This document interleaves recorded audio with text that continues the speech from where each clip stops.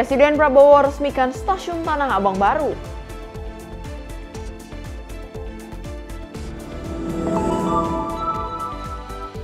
Lindungi anak di dunia digital, pemerintah rilis tunasdigital.id. Ekonomi RI diproyeksikan tumbuh 5,2%. Onadio Leonardo jalani pemeriksaan di BNNP Jakarta.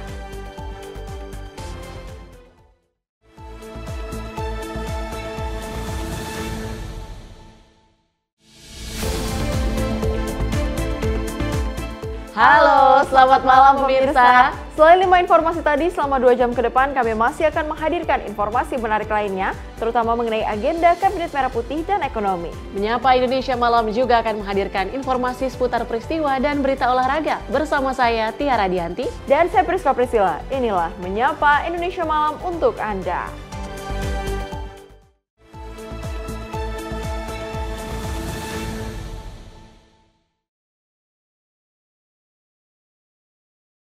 Kita awali dengan informasi pertama dari Presiden Prabowo Subianto meresmikan wajah baru Stasiun Tanah Abang di Jakarta Pusat. Peresmian ini menandai langkah pemerintah dalam meningkatkan kenyamanan dan pelayanan transportasi publik.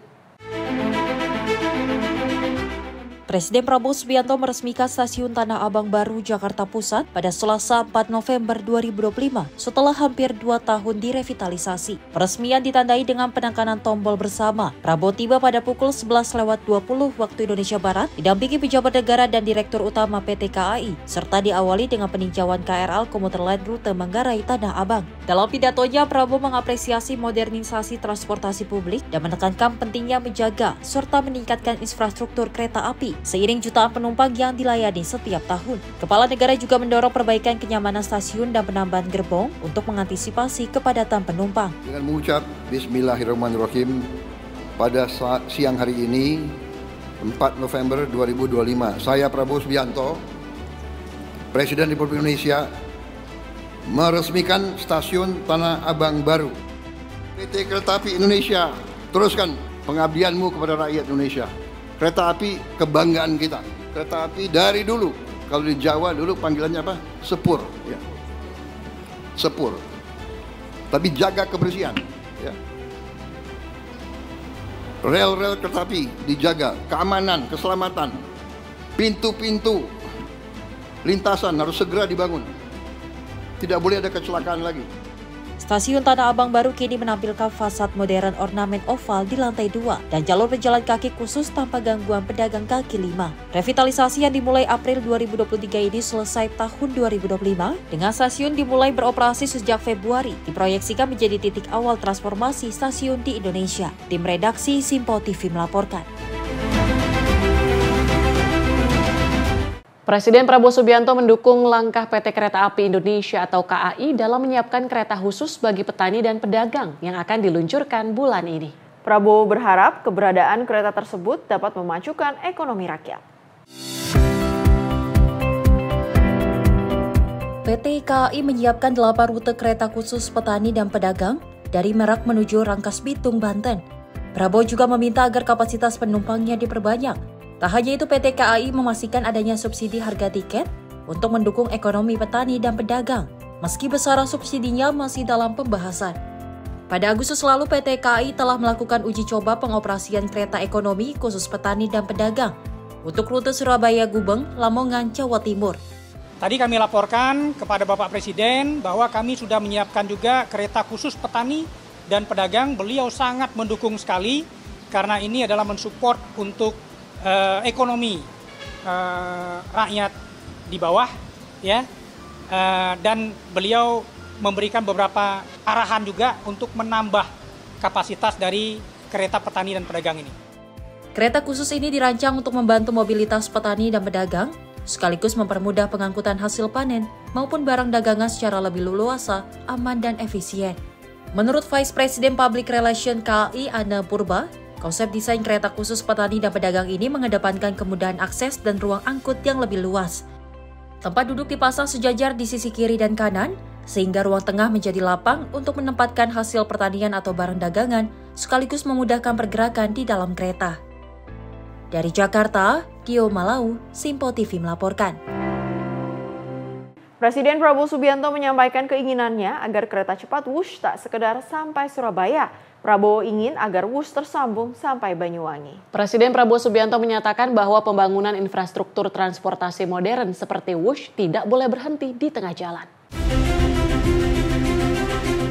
Presiden Prabowo Subianto menyampaikan keinginannya agar kereta cepat Wush tak sekadar sampai Surabaya. Prabowo ingin Wush tersambung sampai Banyuwangi. Menurut Presiden Prabowo, manfaat sosial, ekonomi, dan lingkungan dari kehadiran kereta cepat jauh lebih besar dibanding beban finansial. Prabowo juga menegaskan proyek kereta cepat menjadi simbol kerjasama Indonesia dan Cina dan juga langkah penting untuk transfer teknologi transportasi modern di dalam negeri. Prabowo menekankan bahwa Indonesia memiliki kemampuan finansial yang cukup untuk mengelolanya tanpa membebani anggaran pendapatan dan belanja negara atau APBN secara langsung. Saya minta tidak hanya Surabaya, Banyuwangi. Kemudian nggak usah khawatir apa itu ribut-ribut Wush. Saya sudah pelajari masalahnya. Tidak ada masalah. Saya tanggung jawab nanti Wush itu semuanya. Indonesia bukan negara sembarangan. Kita hitung, nggak ada masalah itu. Ya. Jadi PT KAI nggak usah khawatir. Semuanya nggak usah khawatir. Rakyat, kita layani rakyat kita berjuang untuk rakyat kita. Teknologi, semua sarana itu tanggung jawab bersama, dan itu di ujungnya tanggung jawab Presiden Republik Indonesia. Jadi saya sekarang tanggung jawab Wush. Wush itu semua public transport di seluruh dunia itu jangan dihitung untung rugi enggak, hitung manfaat enggak untuk rakyat. Di seluruh dunia begitu. Ini namanya public service obligation. Aksi Simpo TV melaporkan. Masih dari Presiden Prabowo Subianto yang meminta PT Kereta Api Indonesia memperbaiki aspek keamanan, kenyamanan, dan kebersihan pelayanan kereta api di Indonesia. Presiden menyoroti layanan transportasi massal di wilayah Jabodetabek yang setiap hari digunakan masyarakat umum.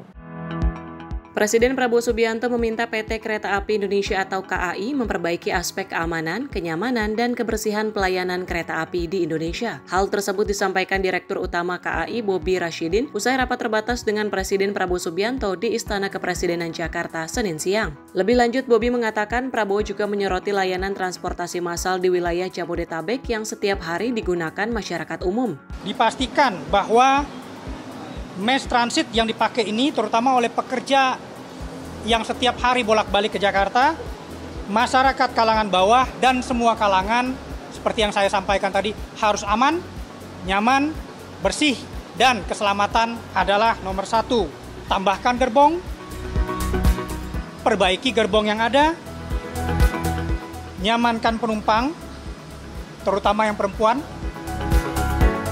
stasiun, lintasan kereta dan gerbong harus bersih, terutama peningkatan fasilitas di stasiun, peningkatan fasilitas operasi yang ada di lintasan, dan bahkan juga meningkatkan infrastruktur dari lintasan yang ada. Selain itu, Prabowo juga memberi perhatian besar terhadap peningkatan fasilitas kereta api.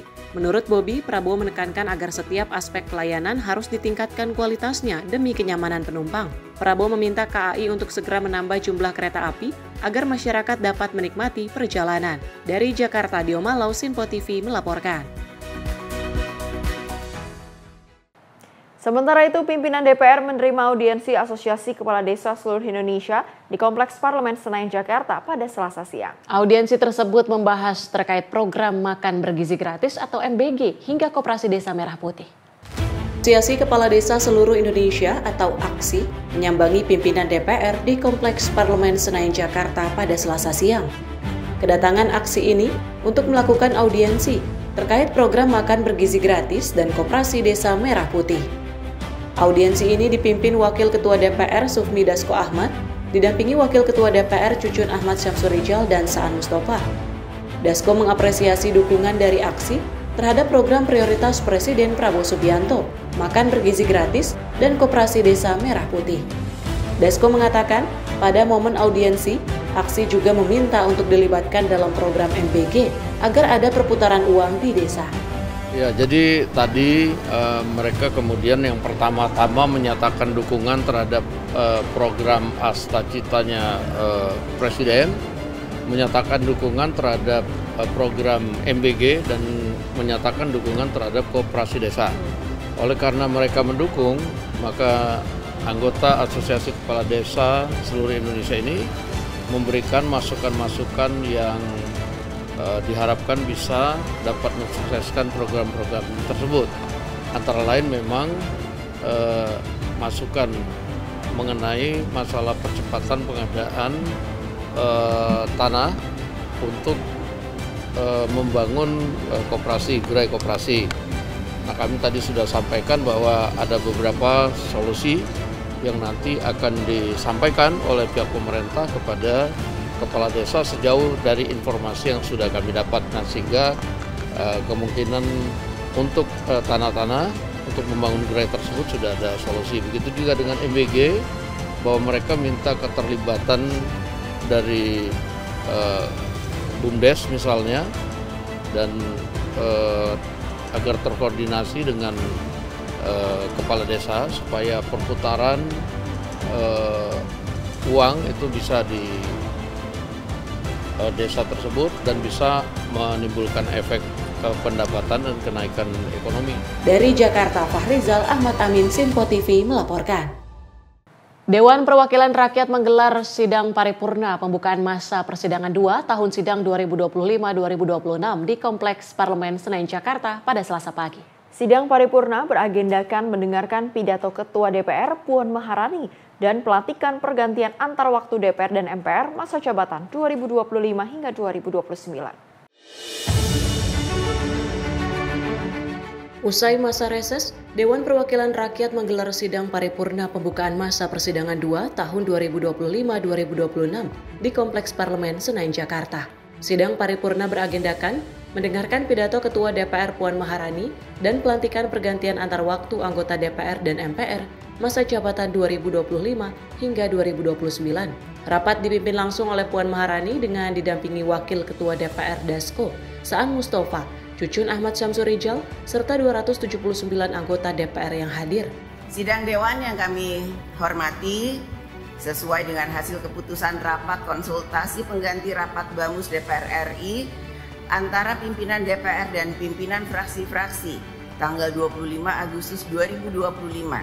Acara rapat paripurna hari ini adalah pidato Ketua DPR RI pada pembukaan masa persidangan 2 tahun sidang 2025-2026. Perlu kami beritahukan bahwa pimpinan Dewan telah menerima petikan keputusan Presiden Republik Indonesia nomor 103/P tahun 2025 tanggal 2 Oktober 2025 tentang peresmian pergantian antar waktu anggota Dewan Perwakilan Rakyat dari anggota Majelis Permusyawaratan Rakyat sisa masa jabatan tahun 2024-2029, yaitu Saudara Fauki Hapidekso dari fraksi Partai Kebangkitan Bangsa, Daerah Pemilihan Jawa Tengah 1, menggantikan almarhum Alamuddin Dimyati Rois.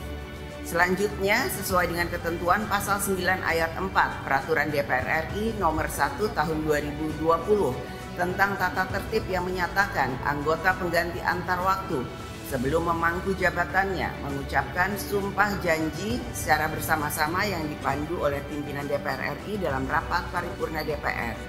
Berdasarkan hal tersebut, kami menanyakan kepada sidang Dewan yang terhormat, apakah kita dapat melakukan pelantikan anggota pengganti antar waktu DPR RI setelah pidato pembukaan masa persidangan 2 tahun sidang 2025-2026.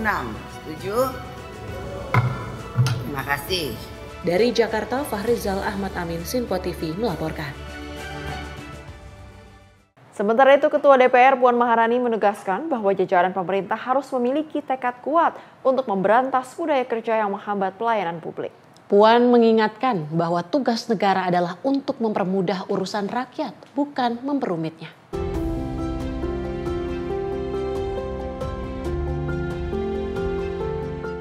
Ketua DPR RI Puan Maharani menyampaikan bahwa aparatur negara harus mengubah pola pikir lama yang cenderung memperlambat pelayanan publik. Pasalnya hal itu telah menghambat kemajuan dan menjauhkan negara dari rakyatnya. Puan menekankan perlu adanya perubahan cara berpikir dan cara bekerja agar negara hadir sebagai pelayan yang cepat, mendengar, dan memberdayakan rakyat. Dirinya mengajak seluruh anggota DPR dan DPD RI untuk memastikan setiap kebijakan menguatkan keberpihakan negara kepada rakyat melalui legislasi, pengawasan, dan anggaran. Kita harus melakukan perombakan cara berpikir dan cara bekerja bahwa tugas negara bukanlah memperumit urusan rakyat, melainkan mempermudahnya. Dalam setiap kebijakan dan tindakan, orientasi kita harus jelas, menghadirkan negara yang cepat melayani, bukan lambat beralasan, negara yang menolong, bukan menunda, negara yang mendengar, bukan mengabaikan. Dari Jakarta, Tim Liputan Sinpo TV melaporkan. Masih dari Ketua DPR RI Puan Maharani menegaskan komitmen DPR untuk terus mengawal kebijakan anggaran negara agar berpihak pada kesejahteraan rakyat. Hal tersebut disampaikan dalam pidato pembukaan masa persidangan 2 DPR RI tahun 2025-2026 di Gedung DPR Jakarta pada Selasa siang.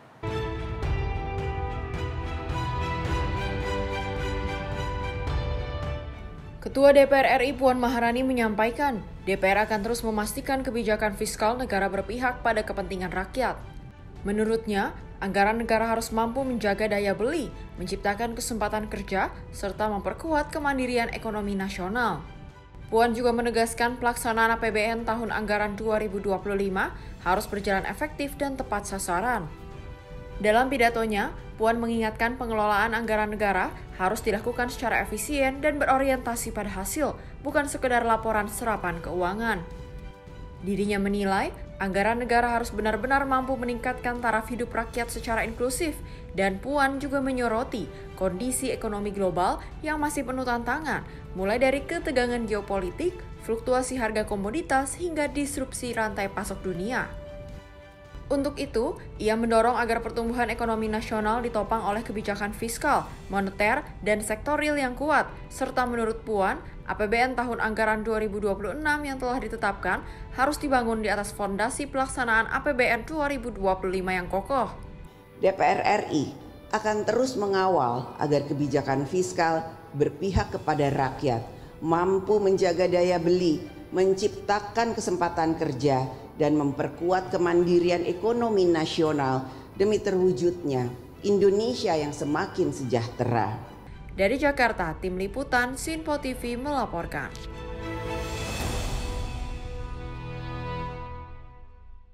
Beralih ke Komisi Pemberantasan Korupsi atau KPK, membenarkan pihaknya melakukan operasi tangkap tangan atau OTT di wilayah Provinsi Riau pada Senin siang. Dari operasi senyap tersebut, penyidik KPK mengamankan sebanyak 10 orang yang diantaranya merupakan penyelenggara negara serta menyita barang bukti sejumlah uang.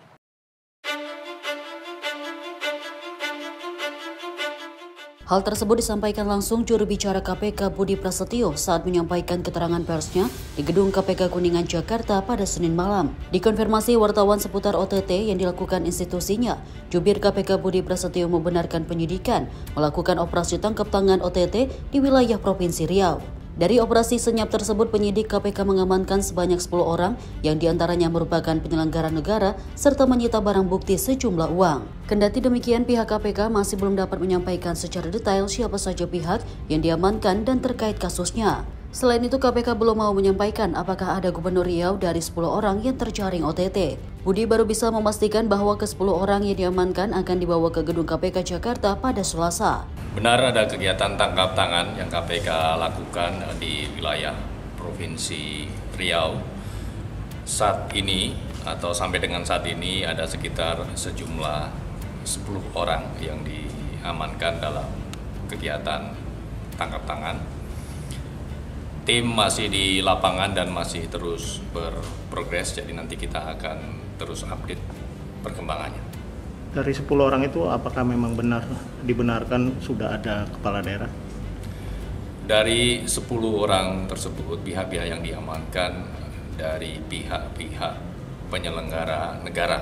Jadi nanti kami akan update juga siapa saja yang diamankan. Nah, ini kan dari dari informasi pemberitaan lokal sudah dibenarkan katanya di Dinas PUPR. Apakah benar demikian? Terkait dengan perkaranya, terkait dengan apa begitu ya, di bidang apa, kemudian konstruksinya seperti apa, itu nanti kami akan jelaskan karena ini memang sedang berjalan di lapangan sehingga memang tim masih terus bergerak. Jadi kami juga belum bisa menyampaikan secara detail terkait dengan konstruksi perkaranya. Informasinya apakah memang OTT ini berkaitan ada informasi terkait pengembangan dari pemeriksaan saksi-saksi terkait pembangunan flyover jembatan di Riau? Nanti kami akan update ya terkait itu, apakah ini pengembangan dari perkara sebelumnya atau ini pengaduan masyarakat yang baru atau case building atau seperti apa, nanti kami akan update perkembangannya karena ini kan masih berlangsung ya di lapangan, tim mengamankan sejumlah pihak pada hari ini. Memastikan saja terakhir ini, apakah dari 10 orang itu sudah ada yang di gedung KPK dibawa atau kapan dibawa? Belum, saat ini masih di lokasi, jadi rencana tim akan membawa ke gedung KPK Merah Putih, kemungkinan dijadwalkan besok. Siang. Dari 10 orang itu yang berapa penyelenggara negaranya, berapa yang swasta gitu? Informasi sementara sejumlah yang diamankan adalah dari pihak penyelenggara negara. Ya. Jadi nanti kami akan update lagi ya, berapa yang dari swastanya, berapa yang dari penyelenggara negaranya. Oke, thank you Mas. Lindungan Pemprov Riau atau di Pemkot Pekanbaru, Mas? Provinsi Riau. Barang buktinya, Mas? Nanti kami akan update sekalian. Tentunya ada sejumlah uang juga ya. Nanti kami akan update soal itu.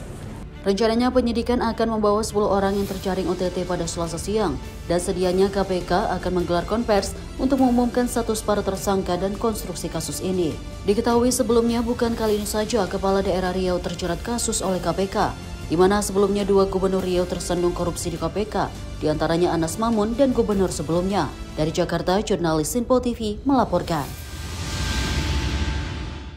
Sementara itu, Wakil Ketua Umum PKB Cucun Ahmad Syamsurijal angkat bicara terkait kadernya sekaligus Gubernur Riau Abdul Wahid yang terjaring operasi tangkap tangan oleh Komisi Pemberantasan Korupsi. Cucun mengatakan bahwa pihaknya masih menunggu keterangan resmi dari KPK. Wakil Ketua Umum Partai Kebangkitan Bangsa Cucun Ahmad Syamsurijal menjelaskan partainya belum dapat menentukan langkah lebih lanjut terkait kadernya sekaligus Gubernur Riau Abdul Wahid yang terjadi OTT oleh Komisi Pemberantasan Korupsi. Menurutnya informasi yang beredar masih terbatas dan baru sebatas pemeriksaan terhadap beberapa pihak termasuk Kepala Dinas di lingkungan pemerintahan Provinsi Riau. Cucun menegaskan Partai Kebangkitan Bangsa akan menunggu status hukum Abdul Wahid sebelum memutuskan sikap politik maupun bantuan hukum. Sementara itu KPK belum mengumumkan secara resmi dugaan kasus yang menjerat Abdul Wahid dan masih memeriksa sejumlah pihak yang ditangkap dalam OTT tersebut. Kita nunggu dulu keterangan resmi dari KPK karena case-nya kan kita belum tahun kemarin dapat informasi baru dimintai keterangan ya seperti apa. Dan setelah itu nanti kita akan lihat apakah keterangan dari KPK ini sudah betul-betul mengarah keterlibatan dari pimpinan daerahnya. Kita nunggu dulu, statusnya kan belum tahu.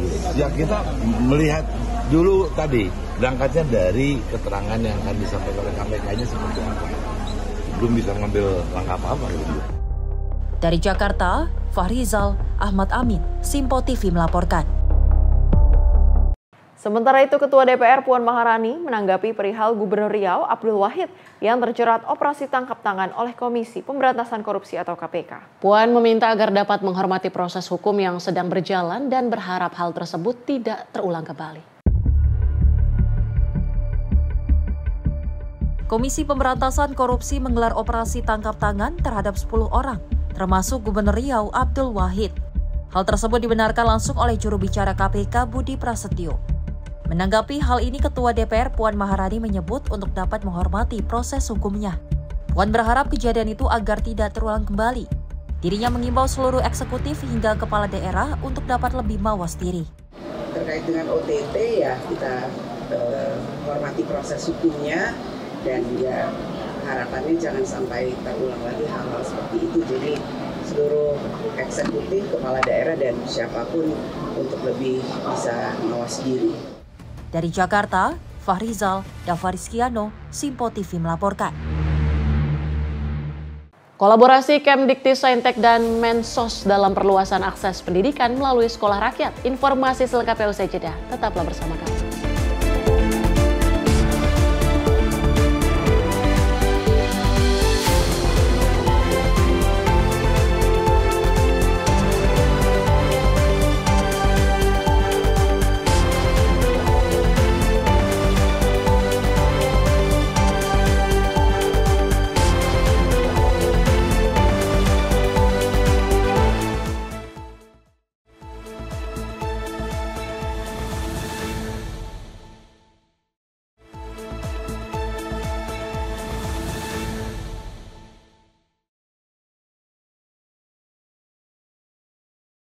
Terima kasih pemirsa, Anda masih bersama kami di Menyapa Indonesia Malam. Kita lanjutkan ke informasi berikutnya mengenai pemerintah yang meluncurkan tunasdigital.id, panduan praktis bagi orang tua untuk menjaga anak-anak tetap aman di dunia maya. Platform ini menghadirkan tips, pengalaman, dan konten edukatif untuk mencegah paparan konten negatif dan penggunaan gawai berlebihan.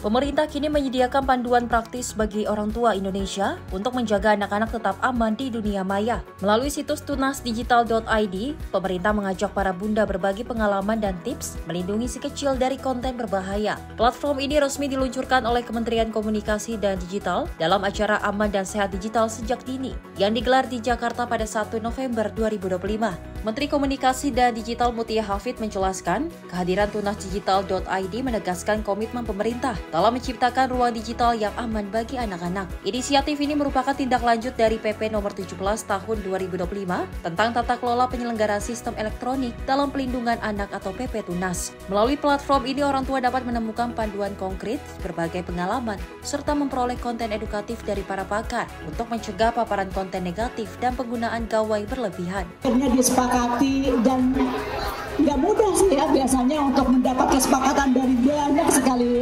lembaga, tapi dalam kerangka melahirkan aturan untuk melindungi anak di ruang digital, alhamdulillah diberi kemudahan. Jadi lebih banyak bersepakatnya gitu ya. Kemudian Pak Presiden juga langsung menandatangani dengan tidak berlama-lama, sehingga akhirnya sekarang kita menjadi negara kedua yang memiliki aturan penundaan usia anak masuk ke PSE. Peluncuran tunasdigital.id dikemas secara interaktif bersama komunitas Kumpul Bareng Bunda FYP, diikuti lebih dari 2.000 peserta dari berbagai daerah. Acara berlangsung 2 hari di Jakarta dengan berbagai sesi berbagi, termasuk curhat bareng Bu Menteri Mutia Hafid dan konten positif anak adaptif. Melalui kegiatan ini, Kemkomdigi berharap tunasdigital.id dapat menjadi kanal edukasi literasi digital yang inklusif, menarik, serta mendorong budaya digital yang aman dan sehat bagi keluarga Indonesia. Tim redaksi Simpo TV melaporkan.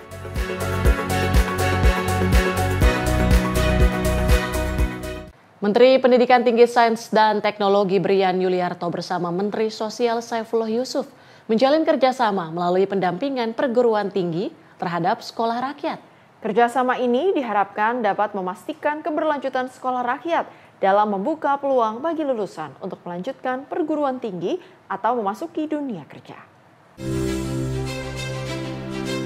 Kementerian Pendidikan Tinggi, Sains dan Teknologi bersama Kementerian Sosial memperkuat sinergi antara perguruan tinggi dan sekolah rakyat dalam upaya memperluas akses pendidikan bagi masyarakat di berbagai wilayah Indonesia. Rencana ini dibahas dalam pertemuan antara Menteri Pendidikan Tinggi, Sains dan Teknologi Brian Yuliarto dan Menteri Sosial Saifullah Yusuf di kantor Kemdikti-Saintek pada Senin 3 November 2025. Menteri Brian mengatakan bahwa akan menggandeng sejumlah perguruan tinggi negeri sebagai pendamping dan pembina sekolah rakyat hingga menyediakan fasilitas.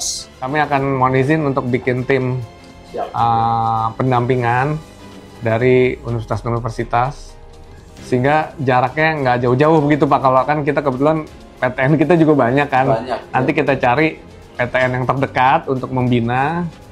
Ya, kampus membina tuh ada sisi yang menyiapkan untuk ingin berkuliah, seperti mentoring lah. Yang kedua, kita memberikan fasilitas untuk yang ingin bekerja juga gitu, Pak. Kolaborasi ini diharapkan dapat membuka lebih banyak akses pendidikan bagi masyarakat, serta memastikan lulusan sekolah rakyat dapat melanjutkan pendidikan atau memasuki dunia kerja dengan kompetensi yang sesuai. Tim redaksi Sinpo TV melaporkan.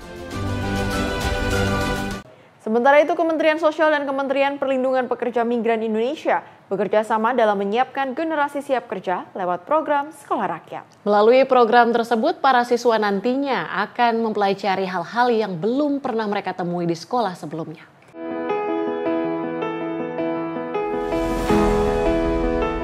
Menteri Sosial Saifullah Yusuf menjelaskan bahwa Sekolah Rakyat merupakan program prioritas Presiden Prabowo Subianto untuk meningkatkan kualitas sumber daya manusia.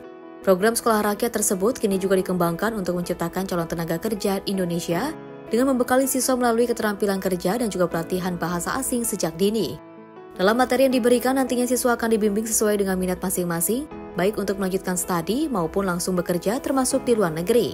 Hari ini Kementerian Sosial bersama Kementerian P2MI melakukan penandatanganan MOU yang tujuannya adalah meningkatkan kolaborasi dan sinergitas antar lembaga atau antar instrumen negara, yang tujuannya adalah tidak lain adalah untuk meningkatkan kualitas pelayanan pekerja migran baik sebelum, ketika penempatan dan sampai sesudah penempatan.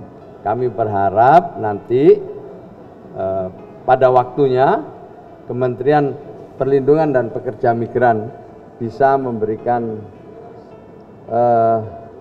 pembelajaran sejak dini kepada anak-anak siswa sekolah rakyat lewat informasi, lewat edukasi, lewat modul ajar yang memang dibutuhkan bagi anak-anak kita yang akan bekerja. Sementara itu, hingga kini sudah terdapat ratusan titik sekolah rakyat di berbagai daerah dengan ribuan siswa yang akan menjadi angkatan pertama pada 2028. Dari Jakarta, Betari, Muti Anggiani, Sinpo TV melaporkan. Dari Menteri Lingkungan Hidup, Hanif Faisal Nurrafiq meninjau warga yang diungsikan akibat paparan radiasi radioaktif cesium-137 di Desa Sukatani, Kecamatan Cikande, Kabupaten Serang, Banten. Peninjauan dilakukan untuk memastikan kondisi warga dalam keadaan sehat dan tetap dapat beraktivitas selama penanganan berlangsung.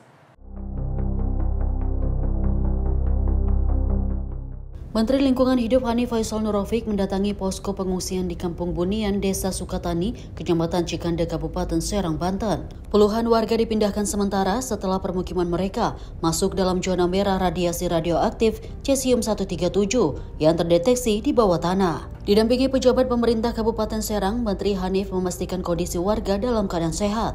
Menteri juga mengimbau warga untuk segera melaporkan jika terjadi perubahan kondisi kesehatan selama berada di pengungsian. Saat ini terdapat 12 titik sumber material radioaktif cesium-137 yang telah diidentifikasi. Dari jumlah tersebut, 5 titik dinyatakan aman, 5 titik dalam proses sementasi, dan 2 titik dalam tahap pembuatan pagar pengaman. Untuk 22 perusahaan di kawasan industri modern Cikande yang sebelumnya terdampak radiasi, saat ini seluruhnya telah melalui tahap dekontaminasi dan dinyatakan aman. Kita bersama Ibu Bupati memastikan teman-teman kita yang direlokasi sementara dalam keadaan sehat. Dan kami sedang mengupayakan bersama tim Satgas untuk segera memberesin dekontaminasi dari 12 titik dari slagnya, maka telah selesai 5 lokasi. Kemudian 5 lokasi lagi sedang menunggu di semen, sehingga masih tinggal 2. Yang 2 kita sedang nunggu desain dari Bapeten untuk dipagar, yang satunya sedang dikerjakan. Nah, kami minta batas waktu paling tidak ya sampai akhir November ini selesai, sehingga sudah tidak ada lagi yang perlu dikhawatirkan masyarakat. Kemudian 22 perusahaan yang terpapar sudah selesai. Kemudian selanjutnya radiation portal monitoring mungkin sampai beberapa minggu ke depan masih kita pasang untuk menjaga, mengantisipasi kalau masih ada deteksi. Tapi sampai hari ini udah nggak ada. Jadi 36.000 unit yang masuk, yang keluar, maka hanya sekitar kurang dari 70 yang 47 yang terdeteksi dan sudah dikontaminasi. Jadi semuanya ditaruh di PMT. Kemudian tim sedang bekerja keras dari Barreskrim, Polri untuk melakukan penyelidikan dari sumbernya. Sumbernya diproyeksikan masih dari dua, yaitu importasi scrap dan satunya dari lokal atau domestik. Jadi dua-dua sisi sedang ditangani. Jadi itu perkembangannya. Yang jelas pemerintah sebagai Ketua Satgas, saya sangat mengapresiasi kerja keras Satgas di daerah sampai di pusat yang dengan gercep menangani ini. Mudah-mudahan benar-benar selesai sebelum tahun baru. Proses penegakan hukum terhadap pihak yang diduga lalai hingga terjadi kontaminasi radioaktif saat ini tengah berjalan di Barreskrim Polri. Penanganan radiasi dan pemulihan lingkungan ditargetkan selesai sebelum tahun 2026 agar warga dapat kembali ke rumah secara aman. Dari Serang, Banten, jurnalis Info TV melaporkan. Pemirsa, Raja Keraton Kasunanan Surakarta Hadiningrat Kanjeng Sinuhun Pakubuwono XIII Hangabehi meninggal dunia pada Minggu 2 November 2025. Pemakaman Raja Keraton Solo Pakubuwono XIII akan dilakukan pada 5 November mendatang. Jenazah akan dikebumikan di Makam Raja Imogiri, Yogyakarta. Raja Keraton Solo Pakubuwono XIII meninggal dunia pada Minggu 2 November 2025. Raja Keraton Surakarta Sri Susuhunan Pakubuwono XIII disebut sempat menjalani perawatan di rumah sakit sejak September 2025. Kabar duka wafatnya Pakubuwono XIII dikonfirmasi oleh kuasa hukumnya KPA Averi Firman Nur Wahyu Pradoto Ningrat. Ia menyebut Raja Keraton Solo meninggal pada Minggu pagi. Menurut informasi, PB13 sebelum meninggal telah cukup lama alami sakit komplikasi. PB13 dirawat di rumah sakit sejak September lalu. Adik PB13 GKR Wandasari atau Gusti Moeng menyampaikan akan ada prosesi adat terlebih dahulu sebelum jenazah Pakubuwono XIII dibawa ke Imogiri. Semua tata cara upacara pemakaman telah dirapatkan dan dipersiapkan oleh keraton. Jenazah akan dibawa dengan kereta jenazah Raza. Rute ringan-ringan jenazah nantinya akan melalui dalam Keraton Solo, melewati Bangsal Magangan, lalu menuju alun-alun selatan ke arah Ganing ke barat, sampai Simpang 4 Tipes belok kanan ke arah Slamet Riyadi, dan ke barat menuju Rumah Dinas Wali Kota Solo, Loji Gandrung. Pemakaman kapan? Pemakaman sudah kita sepakati hari Rabu tanggal 5 kita upacara mulai jam 8 pagi. Itu dan tadi sebetulnya ada kehendak mau ditransitkan dengan kereta dulu di Urianingratan, tapi sekarang ini sudah pasti kalau kita minta kepada Pak Wali itu di Loji Gandrung. Sebagai informasi, Pakubuwono XIII tutup usia pada Minggu pagi 2 November 2025. Sebelum wafat, Pakubuwono XIII telah menderita sakit komplikasi dan menjalani perawatan intensif di rumah sakit. Dari Solo, Jawa Tengah, Raditya Hermansyah, kontributor Info TV, melaporkan. Kita ke informasi lain, pemirsa. Menteri Pekerjaan Umum Dodi Hanggodo meninjau langsung apel siaga kementeriannya perihal menghadapi musim penghujan yang telah berlangsung hingga ke depannya. Adapun kesiapsiagaan ini dilakukan menjelang periode Nataru 2025 hingga 2026. Memasuki musim penghujan 2025, Menteri Pekerjaan Umum Dodi Hanggodo menggelar apel kesiapsiagaan bencana 2025 guna mengantisipasi terjadinya bencana hidrometeorologi.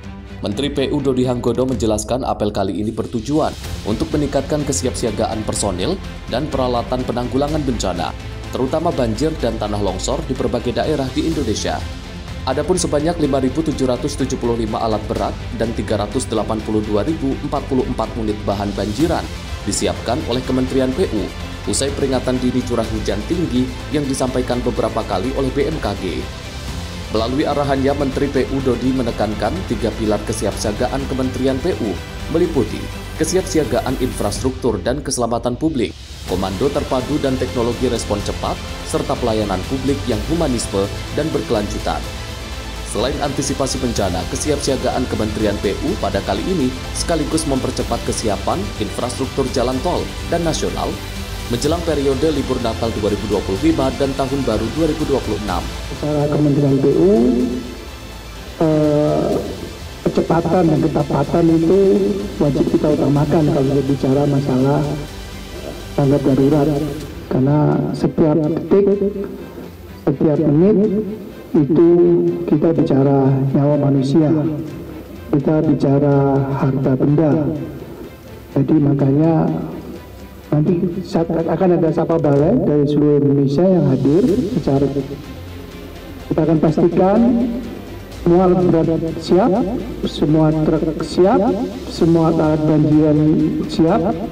Kalau kurang segera kita alokasikan di anggaran kita dan segera dibeli. Sehingga manakala memang ada bencana, kita dari Kementerian PU sudah siap dan bisa dideploy at any time 24/7. Kira-kira gitulah. Dari Jawa Barat, Max, Simpo TV melaporkan. Dalam rangka meningkatkan inklusi dan memperluas akses keuangan masyarakat, OJK menggelar Puncak Big Jateng 2025. Dengan tema Jawa Tengah Jangka Warga Optimalkan Akses Keuangan 2025, OJK perkuat ekosistem keuangan yang inklusif. Otoritas Jasa Keuangan menggelar puncak acara Bulan Inklusi Keuangan atau BIK 2025 bertema Jateng Jawara, Jawa Tengah Jangka Warga. Optimalkan akses keuangan dalam rangka meningkatkan inklusi dan memperluas akses keuangan masyarakat. Kegiatan ini dihadiri Kepala Eksekutif Pengawas Perilaku Pelaku Usaha Jasa Keuangan, Edukasi dan Pelindungan Konsumen OJK, Frederika Widyasari Dewi. Dirinya mengungkapkan fokus inklusi keuangan untuk nelayan bertujuan untuk menjaga kestabilan pendapatan pesisir ketika mereka tidak bisa melaut karena cuaca ekstrim. Selain itu, Frederika juga menambahkan bahwa target angka inklusi keuangan nasional pada tahun 2045 ialah 98%. Sedangkan saat ini tingkat literasi keuangan nasional baru berada di angka 66,46% dan inklusi keuangan baru mencapai 80%. Tim redaksi Simpo TV melaporkan. Pemirsa, Wakil Ketua DPR RI Cucun Ahmad Syamsurijal mengapresiasi langkah Bupati Bandung Dadang Supriyatna yang mengalokasikan anggaran besar untuk meningkatkan kesejahteraan para guru ngaji di Kabupaten Bandung. Kebijakan Bupati Bandung mencerminkan keberpihakan nyata terhadap para guru ngaji yang selama ini berperan penting dalam membentuk karakter dan akhlak generasi muda.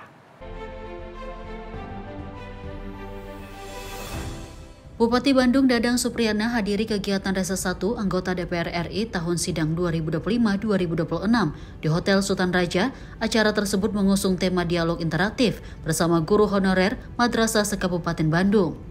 Pemkab Bandung juga memberikan perlindungan sosial kepada para guru ngaji melalui program BPJS Kesehatan dan BPJS Ketenagakerjaan. Menurut Cucun Ahmad, kebijakan ini menunjukkan konsistensi Pemkab Bandung dalam menjalankan program peningkatan kesejahteraan masyarakat berbasis keagamaan. Dalam kesempatan yang sama, Bupati Bandung Dadang Supriyatna atau yang akrab disapa Kang DS mengungkapkan, dukungan dari pemerintah pusat sangat dibutuhkan agar upaya peningkatan kesejahteraan guru ngaji bisa terus ditingkatkan dan berjalan berkesinambungan. Pemerintah daerah itu punya kewenangan untuk memberikan perhatian kepada pendidikan dasar untuk kabupaten kota. Sementara untuk provinsi ada Kementerian Menengah, artinya SMA atau MA itu kewenangan provinsi. Tetapi aturan itu, mumpung yang terhormat Ibu Direktur hadir, yang terhormat yang membuat undang-undang juga hadir, saya mengusulkan Pak Ketua untuk bisa mempermudah. Ia menambahkan Pemkab Bandung telah menempuh berbagai langkah untuk mendukung kesejahteraan guru ngaji, mulai dari pemberian insentif hingga jaminan kesehatan. Namun ia berharap pemerintah pusat juga memberikan perhatian yang seimbang antara guru ngaji dan guru formal. Menanggapi hal itu, Cucun menyatakan siap mendukung usulan Bupati Bandung agar pemerintah pusat memberikan perhatian lebih besar kepada para guru ngaji. Tim redaksi Simpo TV melaporkan.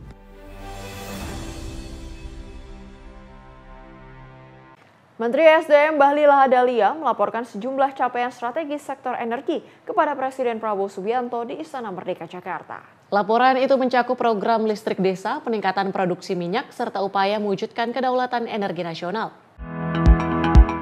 Menteri Energi dan Sumber Daya Mineral Bahlil Lahadalia melaporkan sejumlah capaian strategis di sektor energi nasional kepada Presiden Prabowo Subianto di Istana Merdeka Jakarta pada Senin 3 November 2025. Dalam pertemuan tersebut, Bahlil memaparkan perkembangan berbagai program prioritas, mulai dari realisasi listrik desa, peningkatan produksi minyak nasional, hingga langkah menuju kedaulatan energi. Ia juga menyampaikan hasil kunjungan kerja ke beberapa daerah termasuk Sulawesi Tenggara dan Sulawesi Utara, yang difokuskan pada percepatan pembangunan listrik desa. Menurut Bahlil, program listrik desa menjadi salah satu perhatian utama Presiden Prabowo Subianto. Pemerintah menargetkan seluruh wilayah Indonesia sudah teraliri listrik paling lambat pada tahun 2030. Selain itu, hingga November 2025, produksi minyak nasional telah melampaui target APBN sebesar 605.000 barel per hari. Capaian ini turut mendorong peningkatan pendapatan negara bukan pajak atau PNBP sektor energi, yang kini telah mencapai sekitar 74 hingga 75% dari target 260 triliun rupiah. Lebih lanjut, Bahlil menegaskan optimisme pemerintah dalam mencapai kedaulatan energi. Ia menyampaikan bahwa mulai 2026, Indonesia tidak akan lagi mengimpor solar, seiring dengan beroperasinya proyek Refinery Development Master Plan Kilang Balikpapan. Seluruh program dan capaian tersebut menurutnya merupakan tindak lanjut langsung dari arahan dan instruksi Presiden Prabowo Subianto. Kami laporkan kepada Bapak Presiden sesuai arahan Bapak Presiden untuk listrik desa 2029-2030 dari 5.700 desa dan 4.400 dusun itu harus realisasi. Yang kedua, tadi kami juga lapor ke Bapak Presiden terkait dengan lifting. Alhamdulillah sekarang lifting kita per hari ini dari Januari sampai dengan November itu sudah mencapai 605.000 lebih barel per day. Target APBN kan 605.000 barel. Jadi sekarang sudah melampaui target dari APBN. Kami juga melaporkan tentang PNBP. PNBP kita di 2025 yang ditargetkan oleh Kementerian Keuangan lewat APBN kurang lebih sekitar 260 triliun. Sekarang sudah hampir 80%, 74-75%. Kemudian yang paling penting adalah tentang kedaulatan energi. Tadi kami melaporkan kepada Presiden di 2025, 2026, insya Allah kita nggak akan impor solar lagi. Kenapa? Karena RDMP kilang kita yang di Balikpapan, insya Allah 10 November ini akan kita resmikan. Kalau kita dorong B50 lagi untuk ke depan, berpotensi untuk kita bisa supply kita bisa terjadi lebih terhadap solar dan bisa kita ekspor. Respon Pak Presiden gimana tadi? Hah? Respon Pak Presiden gimana Pak? Ya ini kan semuanya perintah Bapak Presiden. Yang perintahnya kita harus selesaikan dengan baik. Kalau semua kita sudah lakukan, ya insya Allah Bapak Presiden pasti juga mengerti dan tahu lah. Pak, nggak impornya itu berarti karena RDMP Pak, bukan karena B50? Ada dua, B50 tapi kita dorong. Jadi kan bisa kita, kalau lebih kita ekspor. Maksudnya dengan RDMP aja udah bisa bikin nggak impor solar? Kita lagi hitung, tapi yang jelas kita targetkan RDMP jadi B50 jadi kita akan oversupply. Ini bulan ini berjalan ya? Belum. Oh RDMP ya, RDMP-nya 10 November. 10 November. Tim redaksi Sinpo TV melaporkan. Ekonomi RI diproyeksikan tumbuh 5,2%. Informasi lengkapnya usai jeda. Tetaplah bersama kami di Sinpo TV.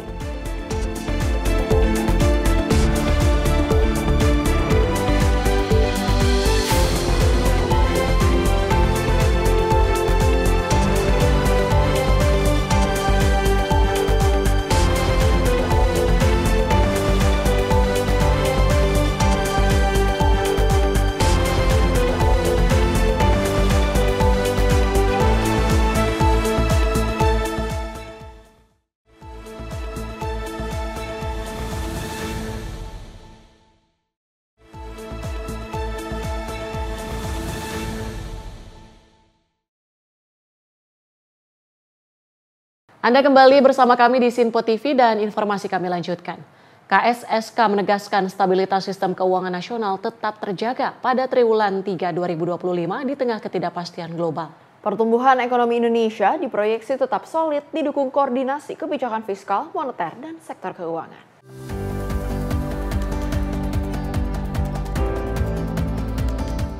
Dalam konferensi pers hasil rapat berskala KSSK 4 tahun 2025 di Jakarta pada 3 November 2025, Komite Stabilitas Sistem Keuangan menegaskan stabilitas sistem keuangan nasional tetap terjaga pada triwulan 3 2025 meski ketidakpastian global masih tinggi. Rapat tersebut juga menekankan pentingnya sinergi dan koordinasi kebijakan untuk menjaga kestabilan ekonomi sekaligus mendorong pertumbuhan nasional. Menteri Keuangan Purbaya Yudi Sadewa menyatakan kondisi sistem keuangan Indonesia tetap kuat dan berperan penting menopang pertumbuhan ekonomi.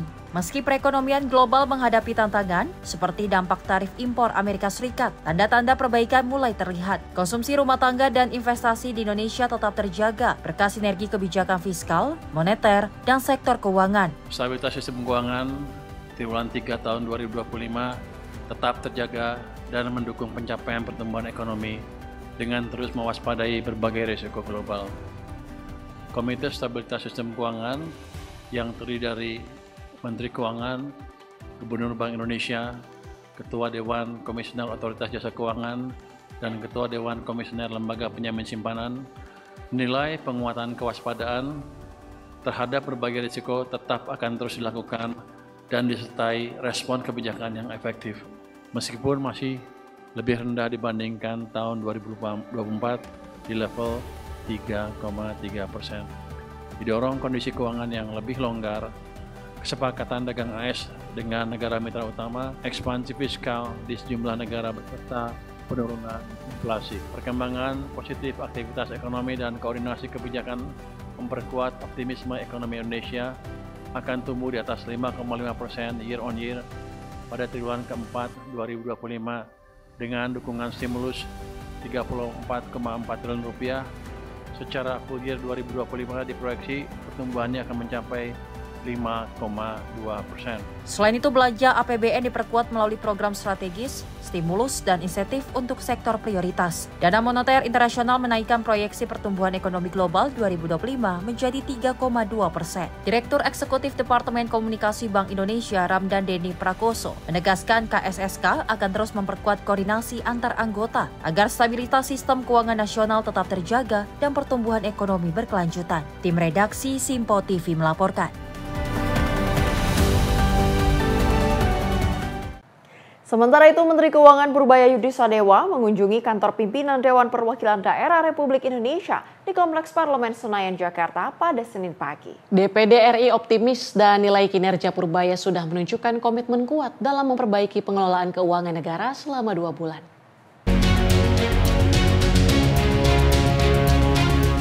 Wakil Ketua DPD RI Tamsil Lindrung menyampaikan dukungan penuh terhadap kepemimpinan Purbaya Yudi Sadewa sebagai Menteri Keuangan. Hal tersebut disampaikan pada pertemuan di Kompleks Parlemen Senayan, Jakarta. Menurutnya, dalam 2 bulan terakhir, Purbaya telah menunjukkan gerak kepemimpinan dengan membuka harapan baru bagi pengelolaan keuangan negara. DPD RI siap memberikan dukungan dan kolaborasi, termasuk dalam kegiatan atau kunjungan kerja yang dilakukan kementerian untuk mendorong transparansi dan akuntabilitas di sektor keuangan. Tamsil yakin kolaborasi antara Kementerian Keuangan dan DPD akan menghasilkan kebijakan yang lebih berpihak pada daerah, serta mendorong pertumbuhan ekonomi yang lebih merata di seluruh wilayah Indonesia. Kita melihat Pak Purbaya setelah 2 bulan ini memimpin Kementerian Keuangan, kita sangat optimis akan banyak harapan-harapan baik ke depan, karena itu DPD akan memberikan support kepada beliau penuh. Kalau mau replikasi kunjungan-kunjungan mau diajak DPD, kita silakan. Dari Jakarta, Fani Ahmad Amin, Simpo TV melaporkan.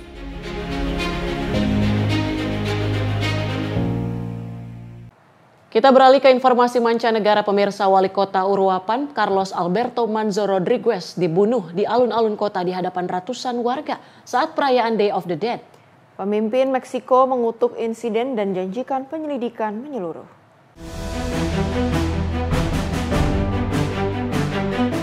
Wali kota berusia 40 tahun itu ditembak 7 kali oleh penyerang yang tidak dikenal. Seorang anggota dewan dan pengawal wali kota juga terluka. Pelaku ditembak mati di tempat oleh petugas keamanan federal.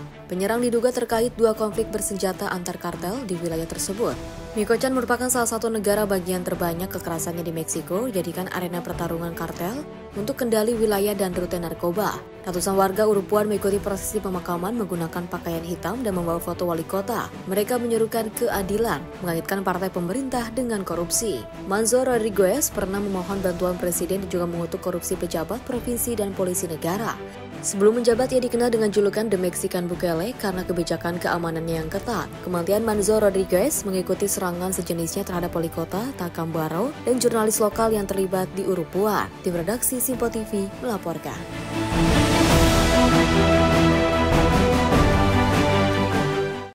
Pemirsa Radio Republik Indonesia kembali menggelar ajang pencarian bakat menyanyi tertua di tanah air, Bintang Radio Indonesia 2025. Ajang pencarian bakat kembali dilakukan untuk berkarya dan berinovasi sebagai wujud cinta kepada Indonesia. Radio Republik Indonesia kembali menyelenggarakan ajang perlombaan menyanyi tertua di Indonesia yaitu Bintang Radio Indonesia 2025 dari tanggal 5 hingga 8 November di Jakarta. Di tahun 2025 ini, Bintang Radio Indonesia mengangkat tagline Rayakan Warisan Musik dan Talenta Baru di Ibu Kota. Tagline ini diangkat untuk mencerminkan generasi muda untuk terus berkarya, berinovasi dan juga berkontribusi melalui musik sebagai wujud cinta kepada Indonesia.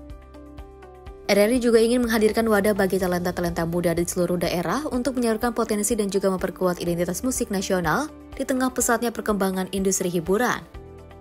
Direktur Pengembangan dan juga Usaha RRI, Yonas Markus Telulu, menyampaikan di tahun 2025 ini, antusias masyarakat yang mengikuti ajang ini cukup tinggi, hingga 3.700 orang yang tersebar di 17 stasiun daerah di Indonesia. Selain itu, ajang ini bukan sekedar kompetisi bernyanyi, melainkan juga ruang pembinaan karakter dan juga kreativitas. Untuk Bintang Radio Indonesia tahun 2025, kita selenggarakan di Ibu Kota Negara, Jakarta, khususnya di Auditorium Abdul Rahman Saleh RRI Jakarta dengan kapasitas sekitar 450 penonton. Ya. Antusias masyarakat khususnya bagi mereka yang punya seni bernyanyi itu luar biasa. Jadi kalau kita hitung-hitung ya dari masing-masing satuan kerja RRI di kabupaten kota sampai dengan hari ini 3.000 lebih, ya hampir 4.000 gitu. Nah, tetapi karena itu bentuknya adalah seleksi, maka secara bertahap dari tingkat kabupaten, kemudian provinsi, lalu antar provinsi, lalu puncaknya itu akan berlangsung tanggal 4, 5, dan 6 itu yang mewakili dari 17 korwil. Ajang kompetensi Bintang Radio di tahun ini hadir dengan format yang berbeda, yaitu 3 putaran penampilan, di mana nantinya para finalis akan menunjukkan kemampuan terbaik mereka dalam genre musik pop, rock, dan juga daerah. Selain itu, tahun ini Bintang Radio juga mengenalkan voting, yang juga memungkinkan publik untuk menentukan siapa yang akan menjadi bintang baru Indonesia. Bintang Radio 2025 diikuti oleh peserta dari seluruh provinsi di Indonesia melalui seleksi di stasiun-stasiun daerah. 10 peserta yang terbagi 5 putra dan 5 putri akan bersaing di tingkat nasional untuk memperebutkan gelar Bintang Radio Indonesia 2025. Dari Jakarta, Dio Balau, Simpo TV melaporkan. Pemirsa, Wamenpora RI Taufik Hidayat bersama Gubernur DKI Jakarta Pramono Anung dan Wakil Gubernur Rano Karno membuka Pekan Olahraga Pelajar Nasional 18 dan Pekan Paralimpik Pelajar Nasional 11 di Jakarta. Pada sambutannya, Wamenpora Taufik mengatakan bahwa ajang Popnas dan Peparpenas ini adalah ajang pembinaan untuk menghasilkan talenta dan atlet-atlet muda untuk tim nasional. Wakil Menteri Pemuda dan Olahraga Republik Indonesia, Taufik Hidayat bersama Gubernur DKI Jakarta Pramono Anung dan Wakil Gubernur Rano Karno membuka Pekan Olahraga Pelajar Nasional ke-18 dan Pekan Paralimpik Pelajar Nasional ke-11 di Jakarta International Velodrome, Jakarta, Minggu 2 November 2025 sore. Popnas 18 tahun ini diikuti atlet pelajar dari 38 provinsi dengan 23 cabang olahraga. Sedangkan Peparpenas 11 mempertandingkan 4 cabang olahraga, yakni para tenis meja, para bulu tangkis, para atletik, dan para renang. Acara ini akan diselenggarakan selama 10 hari terhitung sejak tanggal 1 hingga 10 November 2025. Pada sambutannya, Wamenpora Taufik mengatakan bahwa ajang Popnas dan Peparpenas ini adalah ajang pembinaan untuk menghasilkan talenta dan atlet-atlet muda untuk tim nasional. Wamenpora Taufik juga menyampaikan penyelenggaraan 2 ajang besar ini tentu tidak lepas dari kerja keras dan sinergi banyak pihak.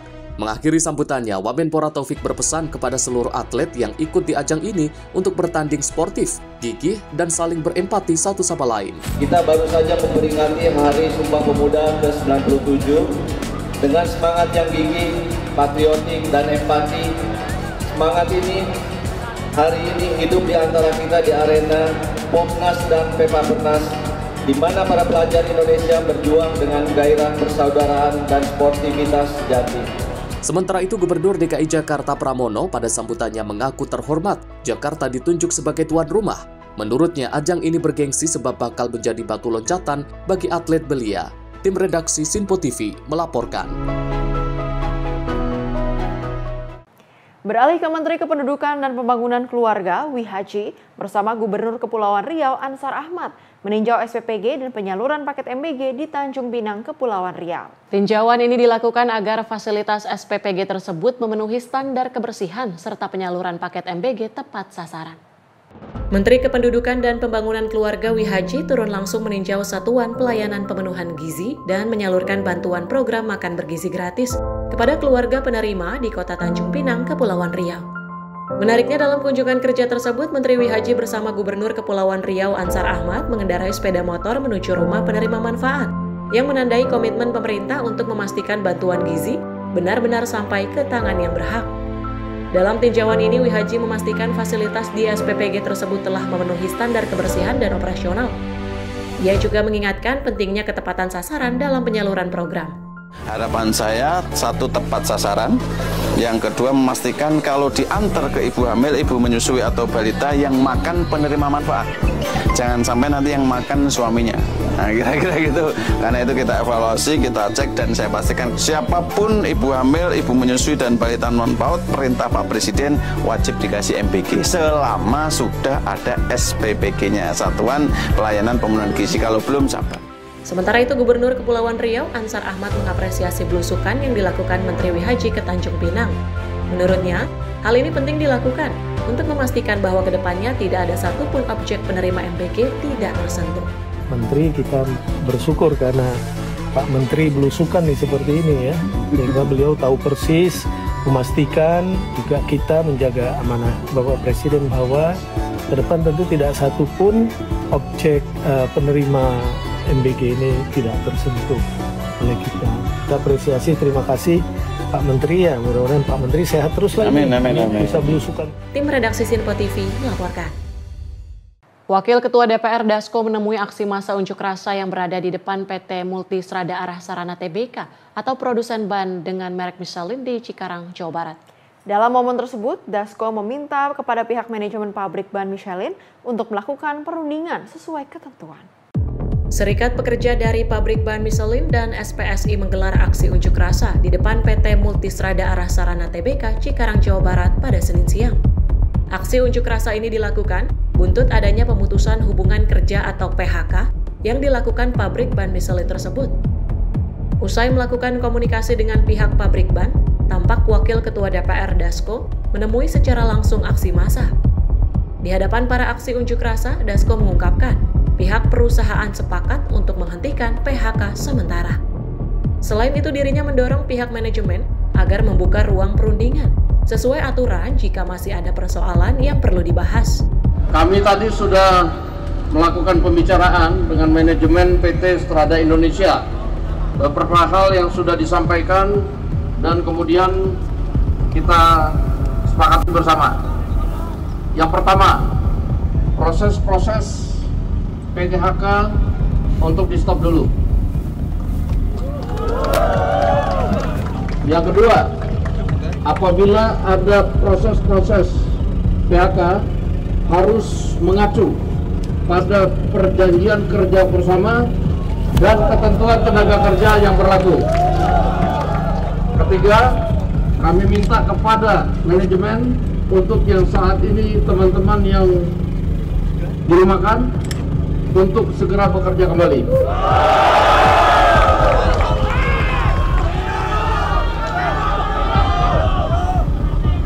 Dan selanjutnya, apabila ada proses-proses selanjutnya, agar pihak manajemen agar dapat melakukan perundingan sesuai dengan ketentuan, Dan saya juga minta kepada teman-teman untuk menjaga kondusivitas dan dapat bekerja kembali seperti biasa. Dari Cikarang, Jawa Barat, Fahrizal Rizkiano, Simpo TV melaporkan. Masih mengenai PHK di mana pimpinan DPR melakukan inspeksi mendadak atau sidak ke pabrik ban Michelin di Cikarang, Jawa Barat pada Senin siang. Sidak dilakukan usai beredarnya kabar pemutusan hubungan kerja atau PHK massal yang dilakukan pabrik ban Michelin. PT Multistrada Arah Sarana Tbk atau produsen ban dengan merek Michelin yang beroperasi di Cikarang, Jawa Barat melakukan pemutusan hubungan kerja secara massal. Mendengar kabar itu, pimpinan DPR melakukan inspeksi mendadak atau sidak ke pabrik ban tersebut. Ketua Satgas Perlindungan Tenaga Kerja DPR Dasko mengatakan, hasil pertemuan dengan pihak perusahaan alasan PHK dilakukan untuk efisiensi dan restrukturisasi. Kendati demikian, dirinya meminta agar seluruh proses PHK dihentikan sementara. Pasalnya, perusahaan harus mengacu kepada perjanjian kerjasama dan aturan ketenagakerjaan. Ya, hari ini kami mendapatkan laporan dari teman-teman serikat pekerja di PT Multistrada tentang adanya rencana PHK sepihak dari perusahaan. Nah, oleh karena itu kami datang untuk kemudian berkomunikasi, membantu komunikasi dengan pihak perusahaan. Tapi karena manajemennya pengambilan keputusannya tidak hadir, karena memang kita datangnya juga nggak ngasih tahu, itu sehingga tadi kita sudah berbicara dengan perwakilan dari perusahaan. Tadi ada dua hal. Yang pertama bahwa proses PHK tentunya mengacu pada perjanjian kerja bersama. Kemudian yang kedua, apabila perundingan telah melalui tahapan perjanjian kerja bersama itu sudah dilalui, apabila terjadi PHK yang tidak bisa dihindari, itu harus juga mengikuti aturan ketenagakerjaan yang berlaku, itu aja. Dan pihak dari PT Strada berjanji akan menyampaikan ke owner perusahaan, dan kami minta bahwa sejak saat ini proses-proses PHK tidak dilanjutkan dulu. Demikian. Ya, justru karena ada pelanggaran ya kita ke sini itu. Sehingga kita minta supaya proses ini diberhentikan dulu supaya tidak ada pelanggaran. Harus ikuti prosedur yang berlaku. Kalau menurut pihak manajemen belum ada yang di PHK, masih dalam proses, sehingga kita minta itu di stop dulu dan dibuat sesuai dengan ketentuan yang berlaku. Ya, harus kerja seperti biasa. Kalau yang diskorsing kita minta dikembalikan dulu. Dari Cikarang, Jawa Barat, Fahrizal Rizkiano, Simpo TV melaporkan. Kita ke Wakil Presiden Gibran Rakabuming yang menyaksikan laga persahabatan Timnas Futsal Indonesia melawan Australia di GBK Jakarta. Kehadirannya menunjukkan dukungan pemerintah terhadap pengembangan futsal nasional dan semangat atlet muda menjelang SEA Games 2025.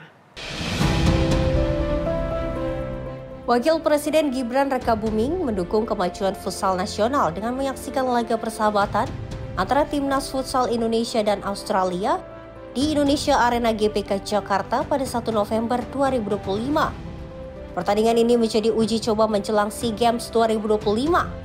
Di mana Timnas Indonesia menang 3-1 di hadapan ribuan penonton.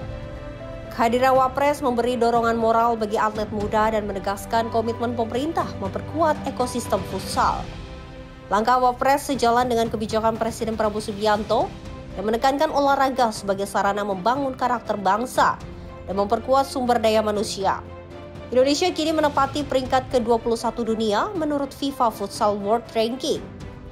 Sementara Australia di posisi ke-30. CEO Games of Society Novel Leonardo M. mengapresiasi kehadiran Wapres dan berharap dukungan pemerintah terus diperluas. Pertandingan ini juga menjadi puncak Wonder Futsal Series Grand National Championship dan NCFC National State yang diikuti lebih dari 1.100 tim futsal dari seluruh Indonesia. Laga internasional ini menegaskan posisi Indonesia sebagai kekuatan futsal Asia, sekaligus mempererat hubungan persahabatan antar negara.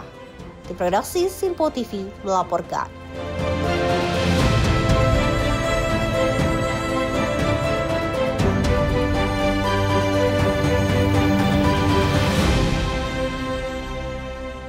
Pemirsa, pesawat angkut militer terbesar milik TNI Angkatan Udara, Airbus A400M, akhirnya tiba di Lanut Halim Perdana Kusuma, Jakarta.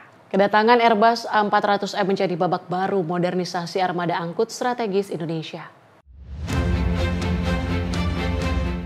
Pesawat Airbus A400M dengan nomor registrasi A401 mendarat mulus di Lanut Halim Perdana Kusuma, Jakarta sekitar pukul 7:45 waktu Indonesia bagian Barat. Pesawat berwarna abu-abu ini disambut meriah dengan tradisi water salute sebagai simbol penyambutan resmi bagi pesawat baru TNI Angkatan Udara. Pesawat diserahkan secara simbolis oleh Presiden Prabowo Subianto kepada Panglima TNI dan selanjutnya kepada Kepala Staf Angkatan Udara. Pesawat A400M pertama ini akan memperkuat skuadron 31 Lanut Halim Perdana Kusuma sebagai satuan utama operasi angkut strategis TNI Angkatan Udara. Selain fungsi angkut, A400M juga dapat beroperasi sebagai pesawat tanker, mampu mengisi bahan bakar di udara untuk berbagai jenis pesawat TNI Angkatan Udara, dan juga dilibatkan untuk misi kemanusiaan. Dengan kemampuan ini, durasi misi udara dan jangkauan operasi Indonesia akan meningkat secara signifikan. Dari Jakarta, Mariska Esya Rona Bayu, Tim Liputan Simpo TV melaporkan. Pemuda yang lecehkan wanita saat sholat jadi tersangka. Informasi peristiwa akan kami hadirkan usai jeda. Tetaplah bersama kami.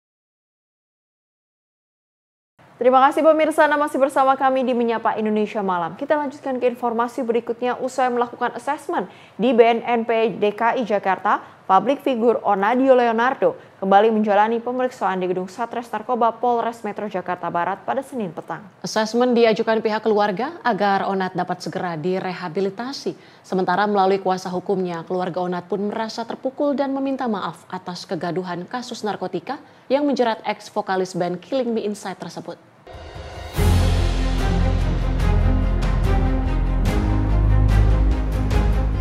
Di Kolketat Kepolisian Satres Narkoba Polres Jakarta Barat pada Senin petang, publik figur Onadio Leonardo akhirnya keluar dari gedung BNNP DKI Jakarta dan kembali ke Polres Jakarta Barat usai menjalani asesmen.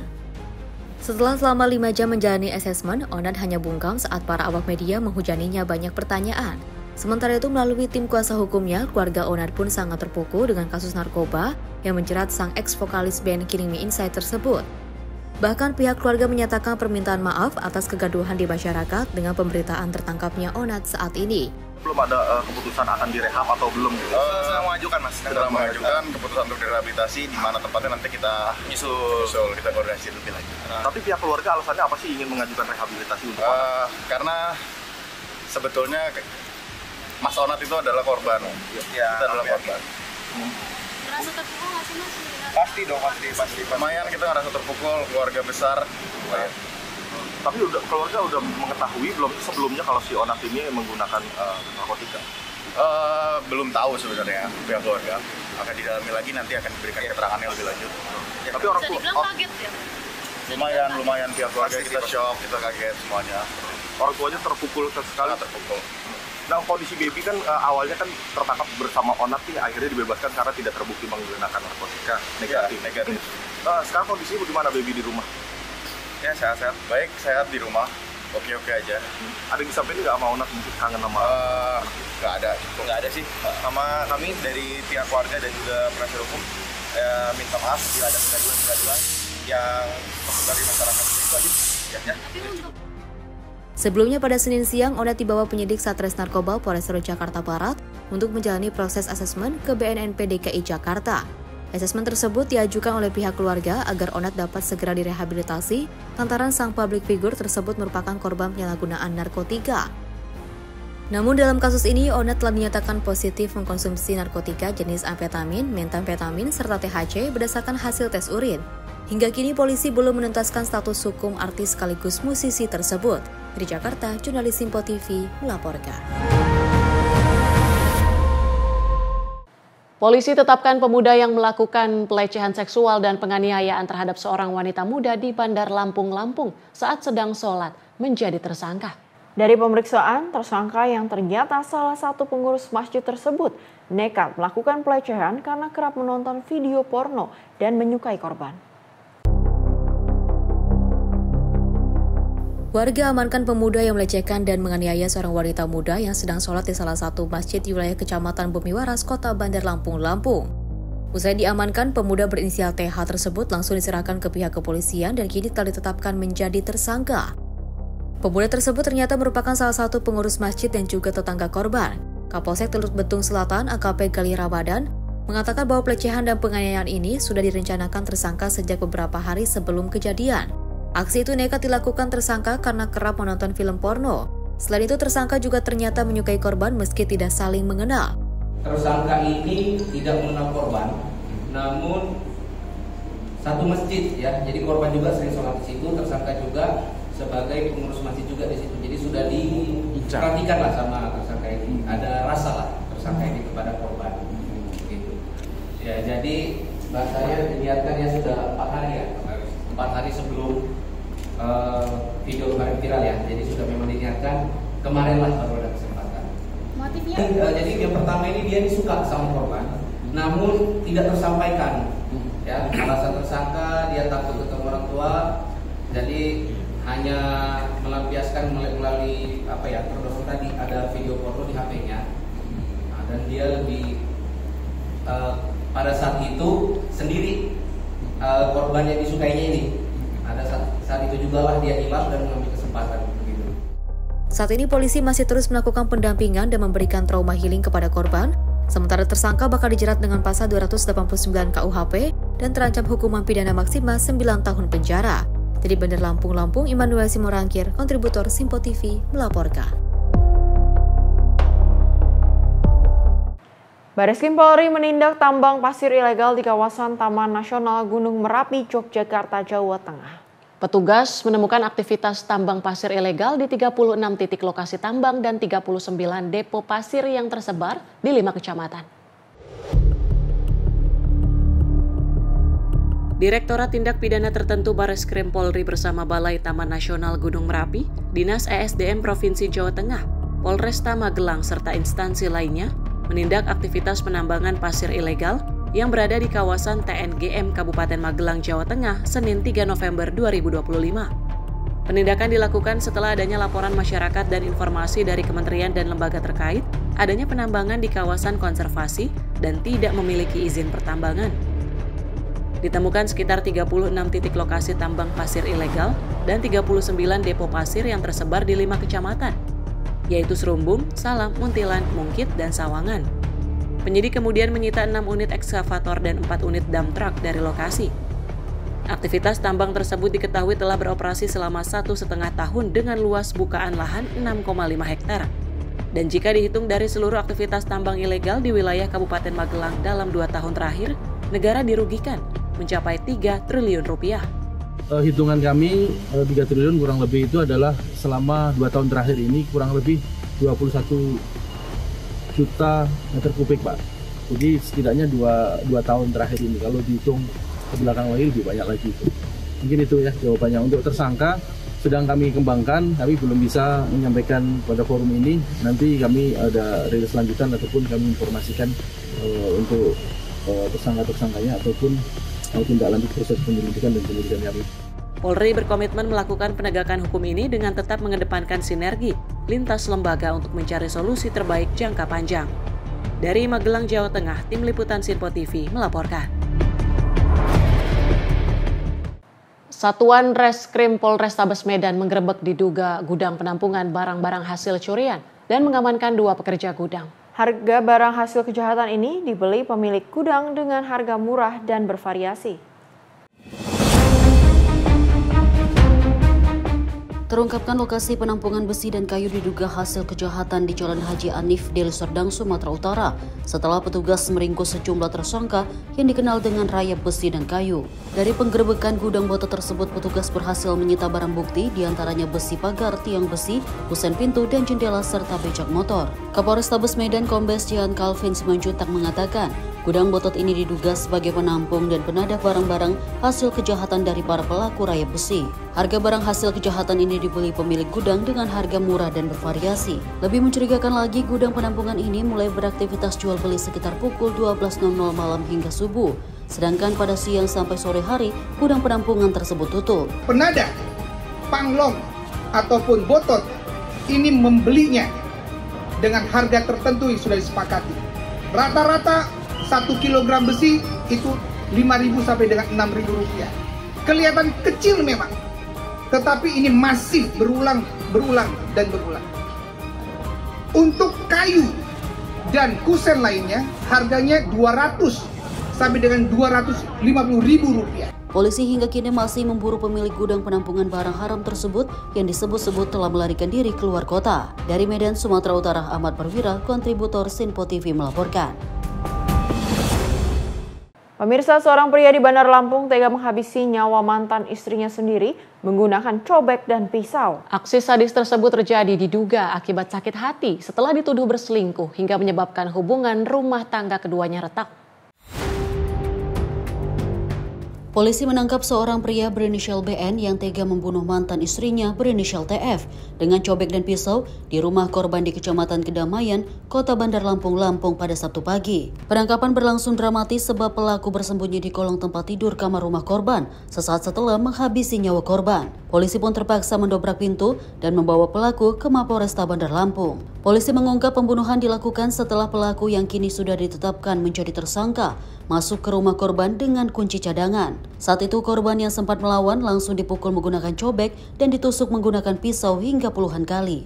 Dari pemeriksaan, tersangka mengaku tega membunuh mantan istrinya lantaran sakit hati dituduh selingkuh hingga mengakibatkan hubungan rumah tangga keduanya rusak. Di tempat kejadian perkara, petugas menyita sejumlah barang bukti, diantaranya sebuah cobek, 2 pisau dapur, dan pakaian yang berlumur darah. Jadi antara pelaku dan korbannya adalah pasangan suami istri yang sedang dalam masa akan bercerai. Sudah bercerai tapi masih ada setelah masa iddah 1 tahun, jadi masih ada kemungkinan berujung. Jadi sudah bercerai dan sudah tinggal pisah rumah. Dengan demikian pelaku menggunakan kunci yang memang sudah dimiliki untuk masuk ke pintu dan kemudian mengambil cobek dan pisau yang ada di dapur dan kemudian memasuki kamar korban. Setelah masuk kamar korban masih ada adu dorong-dorongan sampai si korban kalah dan dipukul cobek oleh si pelaku di bagian kepala.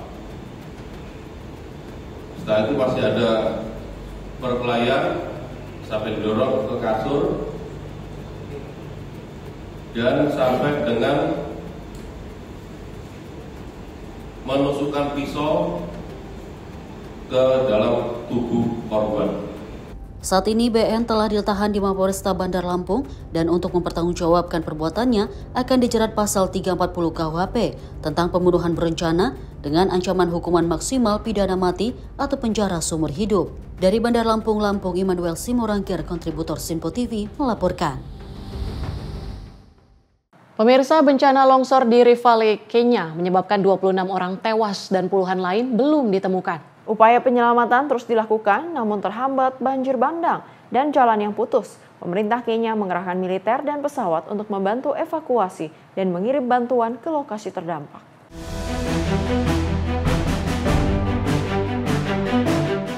4 jenazah kembali ditemukan dalam operasi penyelamatan terbaru, menambah total korban tewas menjadi 26 orang.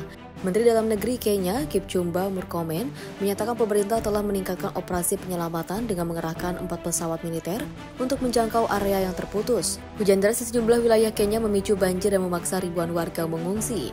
Pemerintah akan mengirim suplai darurat untuk 15 sekolah yang terisolasi dan memastikan soal ujian nasional tetap sampai ke siswa terdampak. Murkomen menegaskan pemerintah akan menanggung biaya medis untuk 30 orang yang luka serta mempercepat relokasi warga yang kehilangan rumah. Sementara itu, manajer regional Kenya Red Cross, Oscar Okum, mengingatkan warga untuk meninggalkan area beresiko dan pindah ke tempat aman. Perkembangan ini menunjukkan ancaman longsor di Rift Valley masih berlanjut dan juga menguji keselamatan serta mata pencaharian warga setempat. Tim redaksi Simpo TV melaporkan. Aksi pecah kaca mobil kembali terjadi di wilayah Sunter, Jakarta dan terekam dalam rekaman CCTV. Seorang pelaku terlihat memecahkan kaca mobil yang terparkir dan menggasak barang berharga dalam hitungan detik.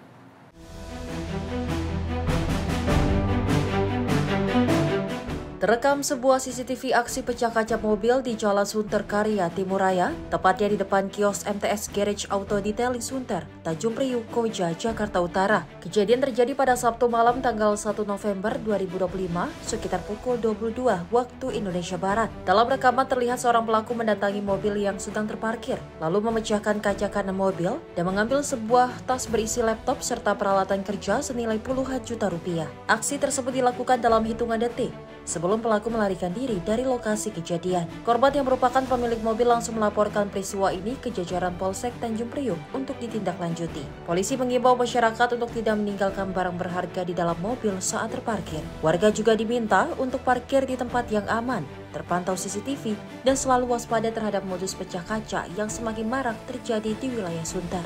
Tim redaksi Simpo TV melaporkan.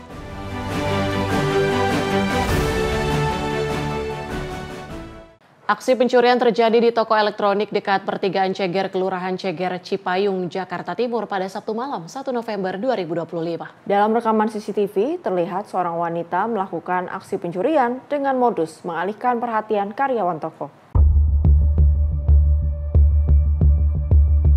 Dalam rekaman CCTV yang beredar, terlihat seorang wanita memasuki toko peralatan listrik dan mencoba mengambil 2 rol kabel. Namun aksi pertamanya gagal setelah karyawan menyadari barang tersebut belum ada pesanan. Pelaku kemudian kembali ke toko dan melakukan modus serupa dengan memesan sejumlah barang dan meminta karyawan membuat bon, serta menyiapkan produk tas blender untuk pengalihan perhatian. Saat karyawan sibuk melayani permintaan, pelaku langsung membawa kabur 7 unit set-top box atau STB yang telah di-packing oleh pegawai toko. Usai mengambil 7 unit STB, pelaku bergegas pergi dari toko agar aksinya tidak ketahuan karyawan dan pemilik toko. Ulia Haifanisa, redaksi Simpo TV melaporkan.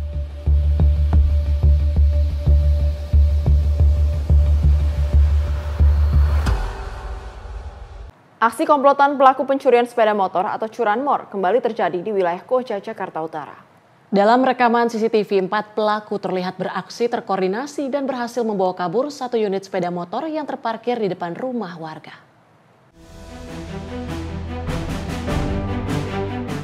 Terekam jelas dalam rekaman CCTV aksi 4 pelaku curanmor di Jalan Cikijang 5, Rawabadak Selatan, Koja, Jakarta Utara. Peristiwa terjadi pada Jumat malam tanggal 31 Oktober 2025 sekitar pukul 22 waktu Indonesia Barat. Dalam rekaman terlihat seorang pelaku masuk melalui akses penjalan kaki di area portal dan memantau kondisi sekitar. Tak lama 3 pelaku lainnya mengikuti dari akses motor dan langsung melakukan aksi pencurian. Dalam waktu singkat mereka berhasil membawa kabur 1 unit motor Vario dengan nomor polisi B3241UOC yang terparkir di depan rumah korban. Setelah kejadian ini korban langsung melaporkan kejadian tersebut ke jajaran Polsek Koja untuk penyelidikan lebih lanjut. Polisi mengimbau warga untuk selalu waspada dan memasang kunci ganda serta GPS pada kendaraan bermotor. Parkirkan kendaraan di tempat yang aman dan terpantau CCTV untuk menghindari aksi kejahatan serupa. Semoga para pelaku dapat segera dikejar dan ditangkap. Tim redaksi Simpo TV melaporkan. Aksi pencurian sepeda motor atau curanmor kembali terjadi di wilayah Tanjung Priuk, Jakarta Utara. Aksi 2 pelaku ini terekam jelas kamera CCTV saat berhasil membawa 1 unit motor yang terparkir di depan rumah warga. terekam sebuah CCTV aksi dua pelaku curanmor di Jalan Swasembada Barat 22, Kebon Bawang, Tanjung Priuk, Jakarta Utara. Kejadian terjadi pada Minggu pagi tanggal 2 November 2025, sekitar pukul 5 pagi waktu Indonesia Barat. Dalam rekaman terlihat dua orang menggunakan sepeda motor mendatangi lokasi dan memantau situasi sebelum melakukan aksi. Tak butuh waktu lama, pelaku langsung membobol kunci dan membawa kabur satu unit motor Beat bernomor polisi B4120 UAI yang terparkir di depan rumah korban. Setelah menyadari kendaraannya hilang, korban langsung melaporkan kejadian ini ke jajaran Polsek Tanjung Priuk untuk ditindaklanjuti. Polisi mengimbau masyarakat untuk selalu waspada terhadap aksi pencurian kendaraan bermotor. Gunakan kunci ganda dan pasang GPS, serta parkirkan kendaraan di tempat yang aman serta terpantau CCTV. Tim redaksi Simpo TV melaporkan. Pemirsa, kita beralih ke berita internasional di mana perang saudara di Sudan yang meledak sejak 15 April 2023 masih terus berlanjut hingga saat ini. Konflik antara dua jenderal berpengaruh itu telah menelan ratusan ribu korban dan memaksa jutaan warga mengungsi. Perebutan kekuasaan antara Abdel Fattah al-Burhan dan Mohamed Hamdan Dagalo memicu krisis berdarah di Sudan. Situasi kian buruk dengan dugaan campur tangan pihak luar dalam perang ini. Perang saudara yang meletus pada 15 April 2023 menjadi awal dari konflik panjang di Sudan, yang hingga kini belum juga usai dan telah memakan banyak korban jiwa. Konflik ini bermula dari perbuatan kekuasaan antara dua tokoh militer berpengaruh, Jenderal Abdel Fattah al-Burhan, pemimpin Angkatan Bersenjata Sudan atau SAF, dan Jenderal Mohamed Hamdan Dagalo, komandan pasukan paramiliter RSF. Ketegangan keduanya bermula setelah kejatuhan Presiden Omar al-Bashir pada tahun 2019. Meskipun pemerintah transisi sipil militer sempat dibentuk, namun pada Oktober 2021, terjadi kudeta yang dipimpin langsung oleh Burhan dan Dagalo. Sejak saat itu konflik terus memanas, hingga puncaknya terjadi pada tahun 2023 saat perang saudara berdarah meledak dan menelan ratusan ribu korban, serta memaksa jutaan warga mengungsi dari tempat tinggal mereka. Hingga tahun 2024 dan 2025, pertempuran masih berlanjut dengan penggunaan senjata berat dan serangan drone di berbagai wilayah. Pasukan RSF diduga mendapat dukungan senjata dari Khalifah Haftar, tokoh militer dari Libya Timur, serta dana dari perdagangan emas ilegal. Hingga kini lebih dari 150.000 orang dilaporkan tewas dan sekitar 12 juta warga terpaksa mengungsi.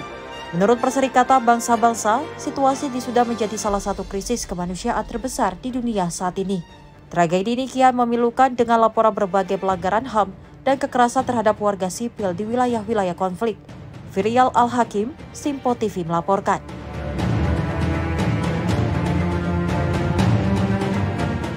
Dan informasi olahraga tadi sekaligus menutup jumpa kita kali ini. Saya Tiara Dianti, mewakili seluruh kerabat kerja yang bertugas pamit undur diri. Terima kasih dan sampai jumpa.